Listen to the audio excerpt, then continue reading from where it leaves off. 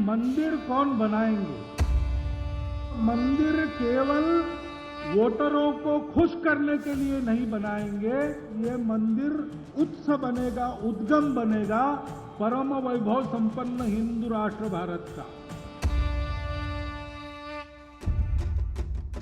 भागवत जी का भी स्टेटमेंट अभी ठीक नहीं है, पहले ठीक बोलते थे हाँ। लेकिन उनका भी स्टेटमेंट गलत हो गया। 21 जनवरी को 21 फरवरी को ना फरवरी को शिलान्यास हमारे द्वारा वहाँ किया जाएगा। स्वरूपानंद को पता ही नहीं है कि शिलान्यास हो चुका है। शिलान्यास उसका किया जाता है जिसका शिलान्यास न हुआ हो। ये लोग राम को शब्दों के जाल में फंसाना चाहते हैं।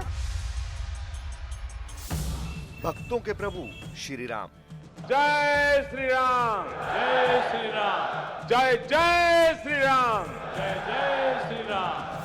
श्री राम मंदिर निर्माण से जुड़े बीजेपी के चुनावी परिणाम। कोई कार्यकर्ता दुविधा में ना रहे, भारतीय जनता पार्टी की नीति स्पष्ट है, उसी जगह पर भव्य राम मंदिर जल्दी से जल्दी बनना चाहिए। श्री राम के नाम पर संघ का सपना, हिंदू राष्ट्र का उत्थान। अभी धैर्य से अपने आक्रोश को बांध कर रखे हैं कि मंदिर बनेगा, इतने सारे संत नेतृत्व में है। श्री राम मंदिर के नाम पर संतों के गुस्से का उफान।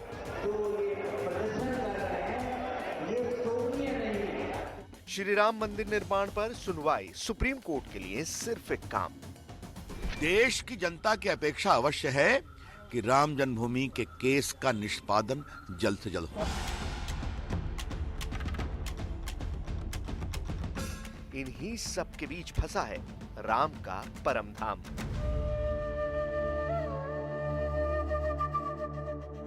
पोस्टर में आज देखिए कि राम मंदिर पर सरकार का प्लान क्या है। क्या चुनाव से पहले शुरू हो सकता है राम मंदिर का निर्माण? क्या सरकार राम मंदिर निर्माण के लिए प्लान बी तैयार कर रही है? और आखिर क्यों लोकसभा चुनाव से पहले केंद्र सरकार सुप्रीम कोर्ट पहुंची है? आस्था के कुंभ में श्री राम मंदिर मुद्दे पर महाकुंभ लगा। प्रयागराज की धरती से शोर उठा कि अब सरकार को राम मंदिर बनाना ही होगा। राम मंदिर का मुद्दा एक तरफ सुप्रीम कोर्ट में अटका है और दूसरी तरफ प्रयागराज की 2 धर्म संसदों के बीच अटका है। ज्योतिष पीठाधीश्वर स्वरूपानंद सरस्वती की अगुवाई में 3 दिन तक चली परम धर्म संसद में यह कहा गया कि साधु संत प्रयागराज से सीधे अयोध्या जाएंगे और वहां 21 फरवरी को राम मंदिर का शिलान्यास करेंगे। वहीं विश्व हिंदू परिषद की धर्म संसद में राम मंदिर के निर्माण के लिए सरकार को और वक्त दिया गया, लेकिन इन सबसे बहुत पहले ही सरकार राम मंदिर निर्माण के लिए एक और ही योजना पर काम कर रही थी, जो इस तरफ इशारा है कि लोकसभा चुनाव से पहले राम मंदिर निर्माण के लिए कुछ बड़ा कदम उठाया जा सकता है। राम मंदिर के मुद्दे पर आरएसएस, विश्व हिंदू परिषद और साधु संत धर्म संसदों के जरिए सरकार पर बहुत पहले से दबाव बना रहे हैं। दबाव यहां तक पहुंच गया है कि साधु संत दो फाड़ हो गए और आरएसएस प्रमुख मोहन भागवत को विरोध तक झेलना पड़ा। इससे सरकार भी दबाव में है, इसीलिए सरकार चाहती है कि सुप्रीम कोर्ट जल्दी इस मामले की सुनवाई करे। अब यह अपील भी लगभग 10 साल से पेंडिंग है, तो यह अपील जो अब 70 साल पुरानी हो गई पूरा सूट, तो इसका निष्पादन जल्द से जल्द होना चाहिए। बीजेपी जानती है कि सत्ता तक पहुंचने की उसकी मूल प्रतिज्ञा मंदिर है। देश के करोड़ों राम भक्तों को उम्मीद है कि बहुमत की सरकार मंदिर बनाने के लिए लोकसभा चुनाव से पहले जरूर कुछ ठोस कदम उठाएगी। शीर्ष नेतृत्व इस बात को जानता है। इसकी बानगी दिल्ली में हुए राष्ट्रीय कार्यकारिणी की बैठक में देखने को मिली थी। यही वो दिन था जब बीजेपी के शीर्ष नेतृत्व ने ठान लिया था कि राम मंदिर पर अब कोई ठोस कदम उठाने का वक्त आ गया है। दिल्ली में बीजेपी की राष्ट्रीय परिषद की बैठक में अध्यक्ष अमित शाह ने जैसे ही अयोध्या का नाम लिया, देश के कोने कोने से आए पार्टी के हजारों कार्यकर्ताओं ने जय श्री राम के नारे लगाए और तालियां बजाई। इस दौरान अमित शाह को अपना भाषण कुछ देर के लिए रोक देना पड़ा। साफ है कि पार्टी के कार्यकर्ताओं का जुड़ाव राम मंदिर मुद्दे से लगातार बना हुआ है। हालांकि इस साल की शुरुआत में एएनआई को दिए इंटरव्यू में प्रधानमंत्री नरेंद्र मोदी ने राम मंदिर निर्माण के लिए अध्यादेश लाने के सवाल पर कहा था कि सरकार न्यायिक प्रक्रिया पूरी होने का इंतजार करेगी। कोर्ट के अंदर कांग्रेस के वकील जो अड़ंगे डालते हैं वो बंद हो, न्याय की प्रक्रिया को न्याय के तरीके से चलने दिया जाए, उसको राजनीति के तराजू से न तोला जाए और मामला न्यायपालिका में है उसको पूर्ण किया जाए। न्यायपालिका से आने के बाद सरकार की जिम्मेवारी जहां शुरू होती है, हम पूरी तरह प्रयास करने के लिए तैयार हैं। लेकिन यूपी बिहार से मिले फीडबैक के बाद तय किया गया कि इस मुद्दे पर अब कोई ना कोई ठोस कदम उठाना जरूरी है ताकि कार्यकर्ताओं को और हिंदुत्व के वोट बैंक को ठोस संदेश दिया जा सके। इसके लिए रास्तों की तलाश की गई। सरकार चाहती है कि राम मंदिर पर संवैधानिक दायरे में रहा जाए ताकि ये संदेश ना जाए कि सरकार सुप्रीम कोर्ट की अनदेखी कर रही है। इसलिए गैर विवादित जमीन को राम जन्मभूमि न्यास को दिए जाने का विकल्प खोला गया। इसी दौरान राम जन्मभूमि न्यास से कहा गया कि वो अपने हिस्से की जमीन सौंपने के लिए केंद्र सरकार को पत्र लिखे। न्यास ने जनवरी में गैर विवादित जमीन सौंपने का पत्र सरकार को लिखा, जिसके आधार पर केंद्र सरकार ने सुप्रीम कोर्ट में याचिका दायर की है। सरकार चाहती है कि लोकसभा चुनाव से पहले जनता के बीच ये संदेश दिया जाए कि राम मंदिर निर्माण के लिए वो गंभीर है, लेकिन मामला कोर्ट में अटका पड़ा है।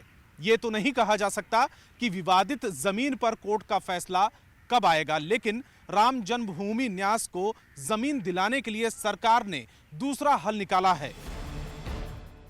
ये राम जन्मभूमि का इलाका है जिसका क्षेत्रफल 67 एकड़ है। इसमें 2.77 एकड़ जमीन पर विवाद है। इसमें 0.313 एकड़ निर्मोही अखाड़ा की जमीन है, जबकि सीता रसोई वाला हिस्सा सुन्नी वक्फ बोर्ड का है और 40 एकड़ जमीन राम जन्मभूमि न्यास की है। कोई कार्यकर्ता दुविधा में ना रहे, भारतीय जनता पार्टी की नीति स्पष्ट है। उसी जगह पर भव्य राम मंदिर जल्दी से जल्दी बनना चाहिए। इस जमीन के लिए सरकार ने सुप्रीम कोर्ट में अर्जी दी है। सरकार का कहना है कि अधिकृत जमीन का हिस्सा राम जन्मभूमि न्यास को दिया जाए। 1993 में केंद्र ने 67 एकड़ जमीन का अधिग्रहण किया था। केंद्र का तर्क है कि 0.313 एकड़ जमीन पर विवाद है। केंद्र ने कहा है कि 67 एकड़ जमीन पर कोई विवाद नहीं है। केंद्र का तर्क है कि सुप्रीम कोर्ट को अधिकृत जमीन पर यथास्थिति बरकरार रखने की जरूरत नहीं है। अधिकृत जमीन का बाकी हिस्सा वापस कर दिया जाए। हालांकि एक विकल्प सुप्रीम कोर्ट को नजरअंदाज कर सीधे शासकीय आदेश के जरिए न्यास को 42 एकड़ जमीन वापस करने का भी था, लेकिन शीर्ष स्तर पर कहा गया कि सुप्रीम कोर्ट के जरिए ही ये काम किया जाए। अटकलें हैं कि केंद्र सरकार इस जमीन को वापस लेकर गैर विवादित जमीन पर राम मंदिर के निर्माण का रास्ता खोलने की तैयारी में है, ताकि बरसों से तराशे जा रहे पत्थर इस जमीन पर स्थापित करने शुरू किए जा सकें। बीजेपी को यह भी देखना है कि प्रयागराज में चल रहे अर्ध कुंभ में विश्व हिंदू परिषद ने संतों की बैठक करके दबाव बढ़ा दिया। बीजेपी अर्ध कुंभ का इस्तेमाल 2019 के आम चुनाव के लिए हिंदुत्व का मुद्दा केंद्र में लाने के लिए कर रही है। योगी आदित्यनाथ मंत्रिमंडल की वहां बैठक और संतों की धर्म संसद इसी का हिस्सा है। हम अभिनंदन करते हैं केंद्र सरकार के इस निर्णय का, और ये अपने आप में देश की आस्था का सम्मान है। उत्तर प्रदेश और बिहार हिंदी पट्टी के दो बड़े राज्य हैं जो 100 से ज्यादा लोकसभा सीटों वाले हैं। मंदिर मुद्दे का असर इन राज्यों में काम बना भी सकता है और बिगाड़ भी सकता है। मंदिर मुद्दे में हो रही लगातार देरी से संत भी बिगड़ने लगे हैं। परस धर्म संसद से शंकराचार्य स्वरूपानंद ने ऐलान कर दिया है कि 21 फरवरी को राम मंदिर का शिलान्यास किया जाएगा। 21 जनवरी को 21 फरवरी को फरवरी को शिलान्यास हमारे द्वारा वहाँ किया जाएगा। कौन कौन जाएगा महाराज जी आपके साथ? हमारे साथ हम तो रहेंगे ही, और एक पंडित रहेगा और सिर्फ लिए के लोग चलेंगे। धर्म संसद में किए गए इस ऐलान के बाद संतों में दो फाड़ हो गया।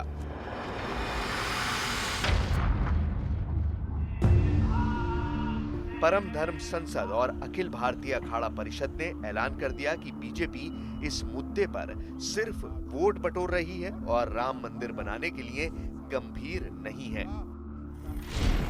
तो हम लोग जो सुप्रीम कोर्ट के फैसले का इंतजार अब करने में असमर्थ हो गए हैं।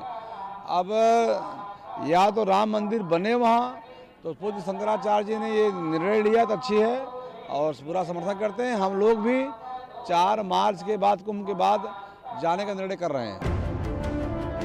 अखिल भारतीय अखाड़ा परिषद के इस फैसले के बाद आरएसएस, विश्व हिंदू परिषद और परम धर्म संसद में शामिल हुए अखाड़े आमने सामने हो गए हैं।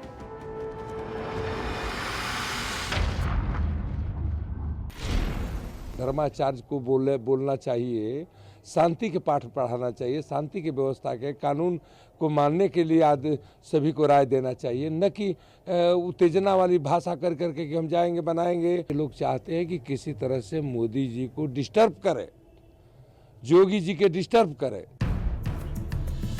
बीजेपी नेता शंकराचार्य स्वरूपानंद सरस्वती पर मंदिर निर्माण में बाधा डालने का आरोप लगा रहे हैं। बीजेपी का कहना है कि शंकराचार्य कांग्रेस को समर्थन करते आए हैं, इसलिए जब सरकार के मंदिर निर्माण के प्रयास सफल होने वाले हैं तो शंकराचार्य इसमें अड़ंगा लगा रहे हैं।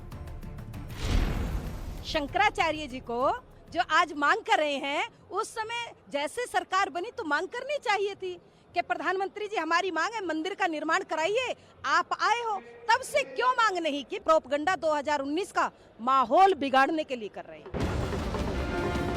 बीजेपी के सामने सिर्फ संतों की ही चुनौती नहीं है, उनके सामने भक्तों के बीच भड़क रहे असंतोष की चुनौती भी है, जिसकी झलक प्रयागराज में देखने को मिली। विश्व हिंदू परिषद की धर्म संसद में जब आरएसएस प्रमुख मोहन भागवत पहुंचे तो उन्हें भारी विरोध का सामना करना पड़ा।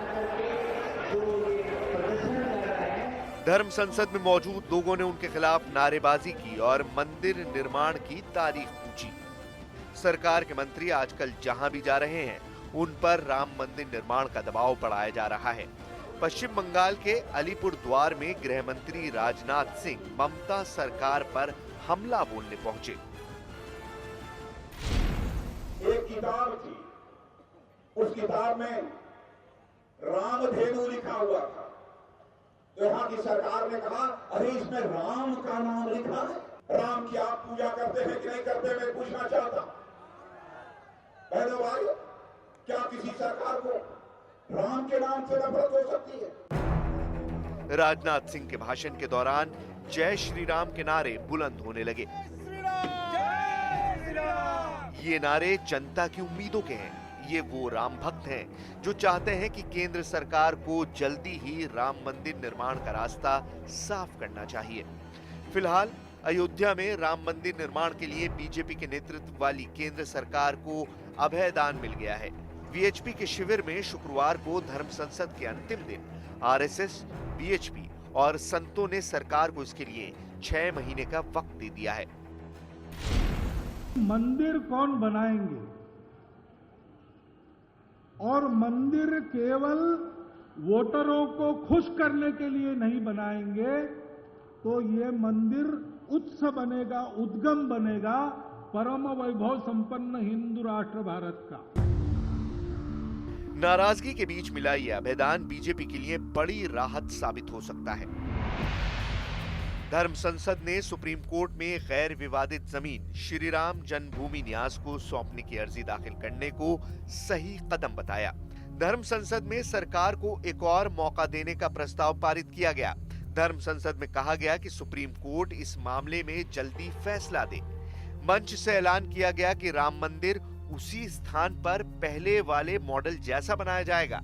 मंच से कहा गया कि चुनाव आ रहे हैं, इसलिए धर्म संसद नहीं चाहती कि कोई इस आंदोलन का गलत फायदा ले। बीजेपी पर इस समय चौतरफा दबाव है, इसीलिए सरकार ने गैर विवादित जमीन राम जन्मभूमि न्यास को सौंपने के लिए अर्जी लगाई है। सरकार के इस फैसले ने कांग्रेस के सामने दिक्कत खड़ी कर दी है, क्योंकि अब उसे कहना होगा कि वो इस जमीन को न्यास को सौंपने पर क्या रुख रखती है। फिलहाल सरकार का यह कदम सफल होता है या नहीं, ये तो सुप्रीम कोर्ट तय करेगा। लेकिन अगर सुप्रीम कोर्ट ने गैर विवादित जमीन सौंपने से इनकार कर दिया तो सरकार को राम मंदिर निर्माण के लिए कोई और कदम उठाना पड़ सकता है।